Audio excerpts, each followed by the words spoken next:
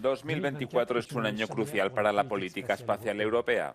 El continente despliega sus nuevas generaciones de lanzadores para mantenerse en una competencia internacional cada vez más intensa.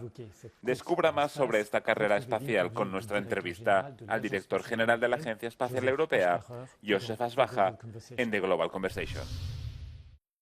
Josef Asbacha, hola.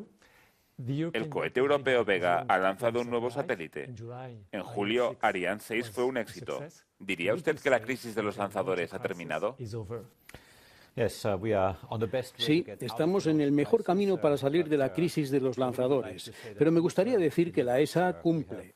Hemos puesto en órbita con éxito el Ariane 6 y no es poca cosa, porque estos cohetes ponen en órbita satélites que necesitamos para la vida diaria.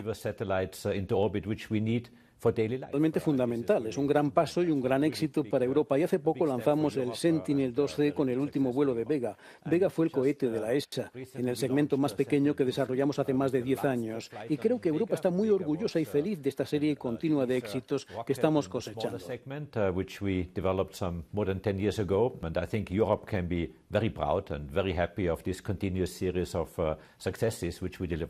¿Diría que Europa ha vuelto al espacio? Europa ha vuelto al espacio. Tuvimos una pequeña crisis con los lanzadores durante aproximadamente un año. No tuvimos nuestra propia capacidad de lanzamiento, pero con Ariane 6 de nuevo en la plataforma de lanzamiento, con Vega habiendo lanzado ahora con éxito el Sentinel-2C, con Vega C llegando a finales de este año, sin duda 2024 es el año en el que Europa sale de la crisis de lanzamiento. Pero permítanme ponerlo un poco en contexto, porque a veces oímos noticias negativas y Europa en la crisis de lanzadores, y sí, todo eso es cierto. Pero también nuestro gran socio en Estados Unidos, la NASA, durante 10 años dependía de Rusia para llevar astronautas a la estación espacial. Por supuesto, ahora con SpaceX y la tripulación Dragon esto ha cambiado. Y ahora de nuevo Estados Unidos tiene su propia capacidad de vuelo de astronautas. Pero tener un vacío en una larga serie de lanzamientos y éxitos es, no digo normal, pero no es algo completamente inusual. Pero sí, estoy muy contento de que estemos saliendo de esta crisis ahora muy fuertes. ¿Podemos decir que Europa ha recuperado parte de su autonomía estratégica espacial? Sí, desde luego. Europa es fuerte en muchos campos, pero siempre comparo a Europa con Estados Unidos. Obviamente como la otra gran nación espacial. Por supuesto, China es otra. Pero en China no tenemos esas cifras financieras y de cuántas inversiones se hacen. Pero si comparamos Europa con Estados Unidos, Europa invierte aproximadamente una sexta parte del sector público en el espacio. Y en Estados Unidos son casi 6 veces más. La inversión pública mundial en el espacio hoy en día es de alrededor de 108.000 millones de euros en 2023. El 64% de esto es en los Estados Unidos y el 11% en Europa. Así que ya ve, hay un factor de 6 en el medio. A pesar de que estamos invirtiendo mucho menos en el espacio en comparación con los Estados Unidos, a través de la NASA y la Fuerza Espacial, Europa es realmente muy buena. Tenemos algunos programas que están entre los mejores del mundo. Tomo Copérnico como un ejemplo, en el que realmente hemos construido a lo largo de más de 25 años uno de los mejores programas espaciales del mundo en observación de la Tierra.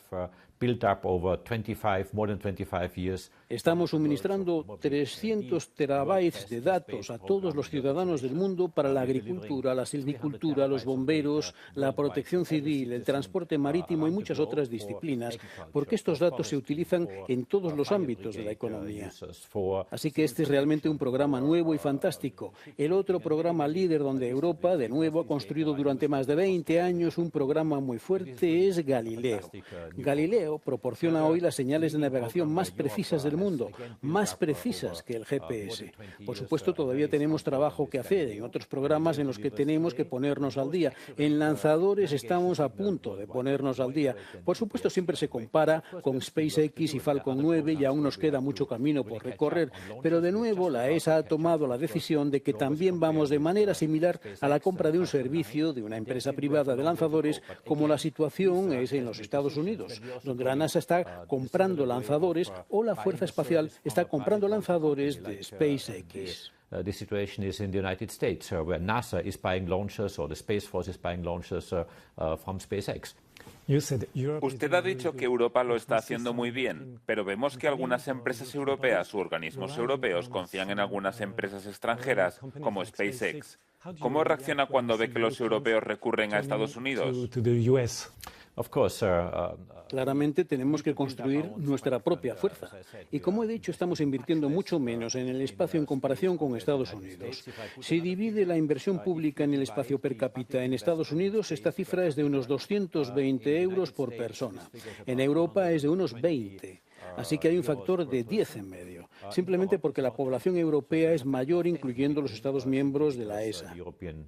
Así que, de nuevo, tenemos que ponernos al día porque el espacio es tan estratégico y tan importante para el futuro, para todos los niveles de la sociedad. He mencionado algunos de ellos, desde la agricultura a la silvicultura y la protección civil, pero también la seguridad se convierte cada vez más en un problema. Pondré el ejemplo de la seguridad. En Estados Unidos, alrededor del 65% de la inversión pública se destina a defensa y seguridad. En Europa es alrededor del 12%. Una vez más, la parte destinada a seguridad y defensa es mucho menor que dentro de un presupuesto mucho menor, por lo que no hay comparación entre la inversión de Estados Unidos y la de Europa en materia de seguridad y defensa. Y de nuevo, esto es algo que yo esperaría, pero estas son decisiones políticas. No me corresponde a mí decidir sobre estas inversiones. Son decisiones políticas, pero se espera que las inversiones aquí aumenten. Debido a la crisis de los lanzadores, ¿se ha quedado Europa rezagada en su programa espacial y puede recuperar el retraso? Podemos ponernos al día. He mencionado Copérnico y Galileo como ejemplos en los que Europa se retrasó unos 20 años, diría yo, en iniciar estos programas, pero hoy son los mejores del mundo. Así que sí. Nos hemos puesto al día y podemos hacerlo. Por supuesto, tenemos que ponernos al día en el sector de los lanzadores, en el que tenemos que invertir masivamente para ponernos al día y asegurarnos de que podemos enviar nuestros satélites al espacio. También en Internet de banda ancha, por ejemplo, Starlink domina hoy las constelaciones de Internet de banda ancha. Y Europa está a punto de desarrollar su propia actividad con Iris al cuadrado, que está a punto de iniciarse, pero todavía tenemos que ponernos al día porque hay un gran dominio en el mercado mundial. Pero esto solo va con grandes inversiones que son necesarias. ¿Qué lugar ocupa Europa en esta competición internacional? Europa es excelente, pero pequeña. Excelente en términos de capacidad intelectual, de capacidad tecnológica. Nuestra industria es una de las más competitivas del mundo y las inversiones que realizamos están realmente bien invertidas. Y esto también me gustaría decirlo, gracias al sistema que la Agencia Espacial Europea ha construido durante décadas para crear una industria acostumbrada a competir entre sí y, por tanto, está realmente en la vanguardia y preparada en términos de calidad y tecnología. Cumplen. Están entre los mejores del mundo. Pero este es el gran peligro. Veo que nos estamos quedando demasiado pequeños en comparación con la aceleración que se produce en todo el mundo. Por ejemplo, la economía espacial mundial ronda hoy los 470.000 millones de euros, incluido también el segmento de los servicios. Está creciendo alrededor de un 15%, pero la mayor parte de este crecimiento, por desgracia, se produce en Estados Unidos y en China. Y Europa está estancada, lo que significa que está un poco estancada. Nos estamos quedando atrás y no podemos arriesgarnos porque el espacio es un sector demasiado importante, un elemento de la vida cotidiana hoy en día y mucho más lo será en el futuro. ¿Qué cree que falta? ¿Necesitamos más inversión por parte de los Estados miembros o de las empresas privadas? Necesitamos ambas cosas. Necesitamos, sin duda, inversión por parte del sector público. Si menciono la inversión pública en Estados Unidos, solo gracias a la gran inversión de la NASA, de la Fuerza Espacial, empresas como SpaceX pueden convertirse en lo que son hoy. Tienen un éxito enorme. Pero también es justo decir que sin la NASA, de ninguna manera estaríamos en donde estamos hoy en día. Tanto técnicamente, porque técnicamente la NASA ha proporcionado a los ingenieros en la construcción del cohete Falcon y su motor. Ha realmente ayudado mucho a los equipos comerciales de SpaceX y también financieramente. Porque la NASA estaba jugando el papel de cliente de anclaje con la compra de lanzadores de cohetes de SpaceX y otros. Y allí, por supuesto, las dimensiones son mucho mayores. Entonces, ¿qué hay que hacer para tener éxito? Europa tiene la excelencia, tiene las capacidades, tiene los talentos. Quiero que todos nuestros talentos se mantengan en Europa. No me gustaría que se fueran a Silicon Valley o a otros sitios. Por supuesto, algunos lo harán con gusto, pero me gustaría crear programas que mantengan los talentos europeos en Europa. Y esto solo puede hacerse invirtiendo de verdad y asegurándonos de que tenemos las condiciones límite adecuadas, pero también los proyectos y sueños adecuados para mantener a los europeos aquí y ayudarles de verdad a prosperar y tener éxito. and dreams. to keep Europeans here and really help them flourishing and being successful. ¿La política espacial europea se ha diseñado en tiempos de paz? ¿Está preparada para la guerra? La tecnología espacial europea es por naturaleza de doble uso. Muchas de las tecnologías que desarrollamos se utilizan tanto con fines civiles como de defensa. Pondré un ejemplo muy sencillo. La meteorología. Estamos desarrollando satélites geoestacionarios y de órbita polar para Europa desde hace muchas décadas, desde los años 70. Y el satélite meteorológico solo tiene un satélite geoestacionario llamado Meteosat, ahora en su tercera generación. Y se utiliza para recoger datos para previsiones meteorológicas. Pero solo hay uno. No hay uno para los militares y otro para los civiles. Es un solo satélite. Pero entonces, por supuesto, los flujos de datos se destinan a la previsión meteorológica civil, para que los agricultores sepan cuándo deben recoger una cosecha, o para la comunidad de defensa con fines de defensa. Así pues, la tecnología espacial tiene un doble uso. Los lanzadores son otro ejemplo, pero también la ESA está construyendo conjuntamente, y para la Unión Europea, el sistema Galileo. El sistema Galileo tiene una señal llamada PRS, que en realidad se utiliza para y se construye para la comunidad de defensa. Así que sí, lo estamos haciendo desde hace muchos años, pero tiene toda la razón.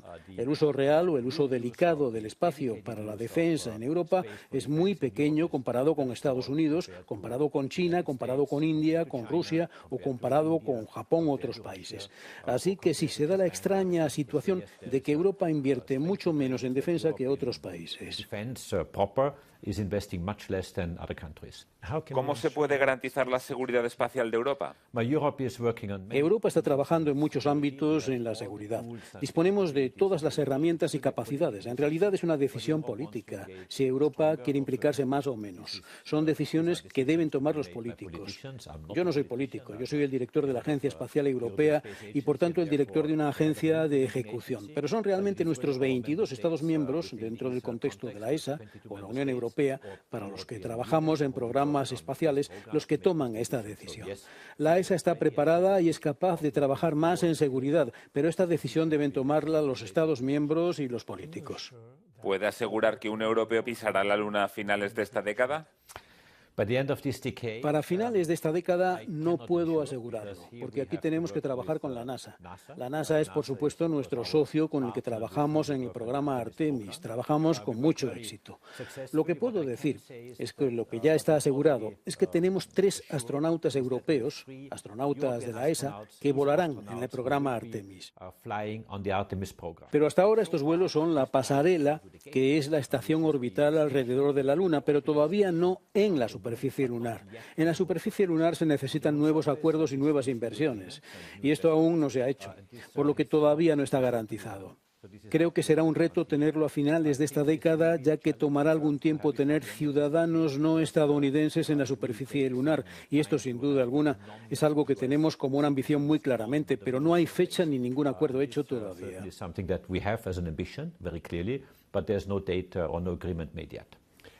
¿Por qué es importante contar con un europeo en una misión de la NASA?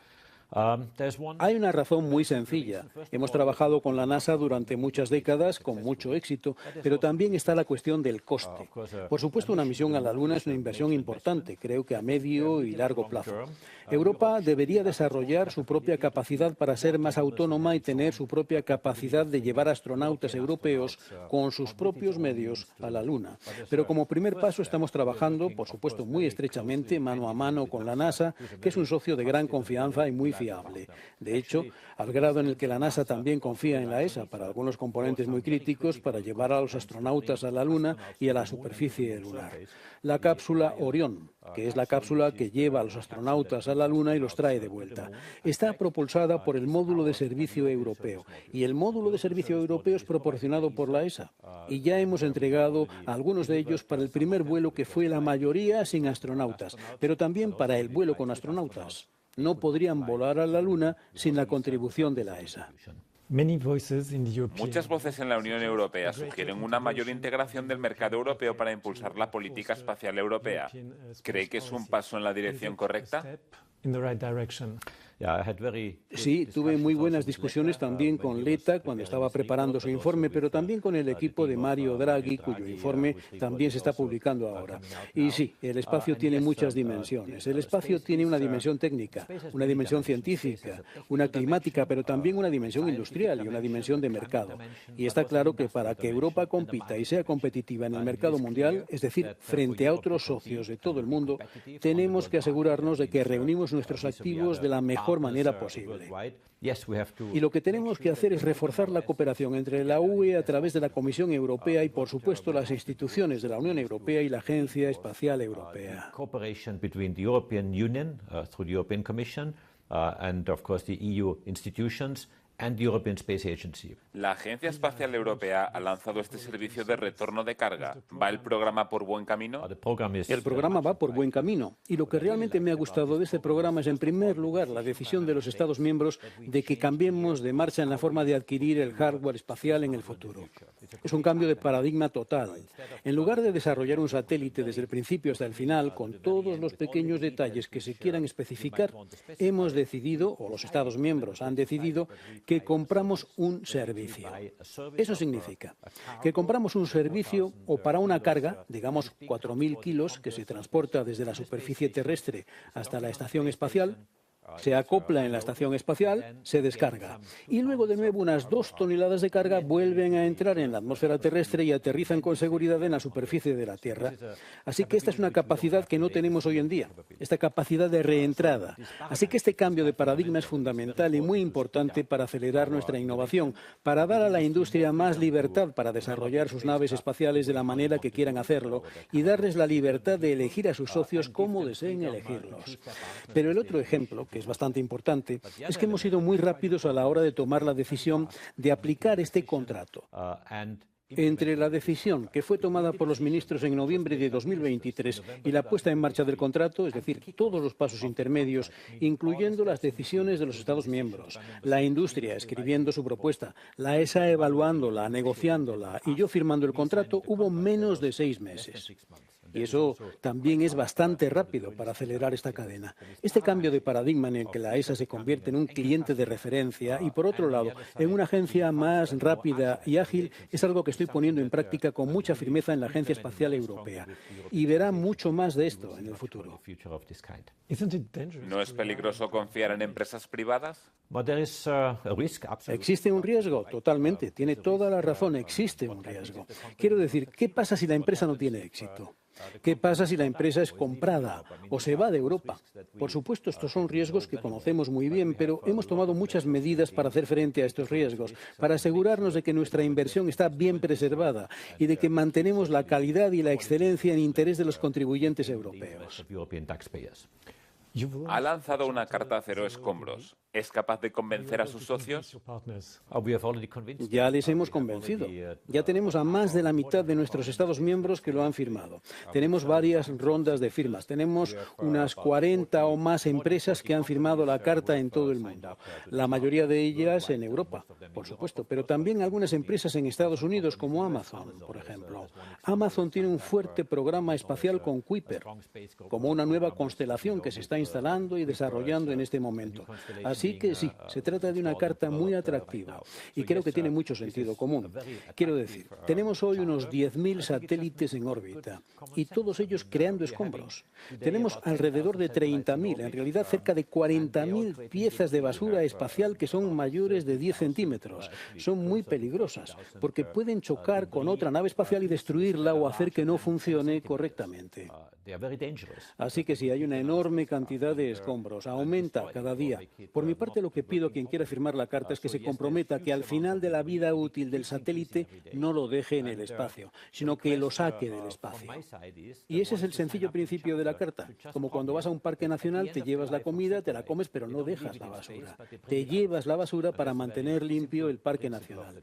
Y eso es lo que queremos hacer en el espacio. Que una vez lanzado un satélite y que funcione, digamos, durante 5, 10 o 15 años, al final de su vida útil, los firmantes se comprometan a sacarlo de órbita y quemarlo en la atmósfera para seguir utilizando la órbita, porque la necesitamos para la vida cotidiana, ya que los satélites que hay allí están al servicio de todos los ciudadanos todos los días. the signatories promised to bring it out of orbit and burn it up in the atmosphere in order to keep using the orbits, because we need them for daily life, because the satellites there are serving every citizen every single day. Joseph Asbaja, gracias por responder a nuestras preguntas. Thank you. Great pleasure.